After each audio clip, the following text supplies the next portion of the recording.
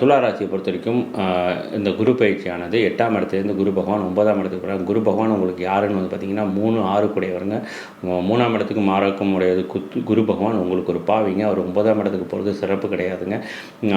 இருக்கிற இடத்துல கெடுதலை கொடுப்பாருங்க. அதாவது 9ஆம் இடம் சம்மந்தப்பட்ட பாக்கியம், தந்தை சம்மந்தப்பட்ட விஷயங்களில் சில பிரச்சனைகளை கொடுக்கறதுக்கான வாய்ப்புகள் இருக்குது.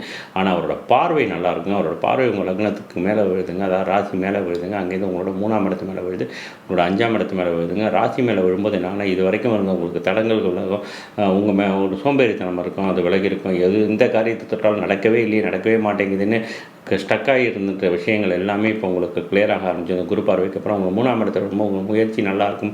இளைய சகோதரத்தினால் கிடைக்கக்கூடிய உங்களுக்கு விஷயங்கள் எல்லாமே கொஞ்சம் சப்போர்ட்டிவாக இருக்குங்க. அதே மாதிரி உங்களோட போட்டி, வீரியம், இது சம்மந்தப்பட்ட விஷயங்கள் எல்லாமே கொஞ்சம் நல்லா இருக்குங்க. 5ஆம் இடத்துல விழக்கூடிய பார்வை வந்து பார்த்திங்கன்னா 5ஆம் இடத்தை பற்றி என்ன சொல்லுவோம்னா, மனசு, காதல், குலதெய்வம், குழந்தை, இது சம்மந்தப்பட்ட விஷயத்தை சொல்லுவாங்க. இது எல்லாத்தையுமே குரு பார்க்கறதுனால உங்களுக்கு புது காதல் வரத்துக்கான வாய்ப்புகள் இருக்குது. குழந்தை இல்லாதவங்க குழந்தை பிறக்கிறதுக்கான வாய்ப்புகள் இருக்குது. அதே மாதிரி குலதெய்வ வழிபாடு சிறக்குங்க. குலதெய்வத்தினால் கிடைக்கக்கூடிய அனுகூலங்கள் எல்லாமே வந்து நீங்கள் கண்ணுக்கு இதாக பார்க்கலாமுங்க. கண்டிப்பாக நடக்க ஆரம்பிக்கும். துலா ராசிக்கு இது வரைக்கும் இருந்த தடங்கள் எல்லாமே விலகி நல்ல விஷயமாக நடக்கக்கூடிய விஷயங்களை இந்த குரு பயிற்சிக்கு அப்புறம் நீங்கள் கண்கூடாக பார்ப்பீங்க.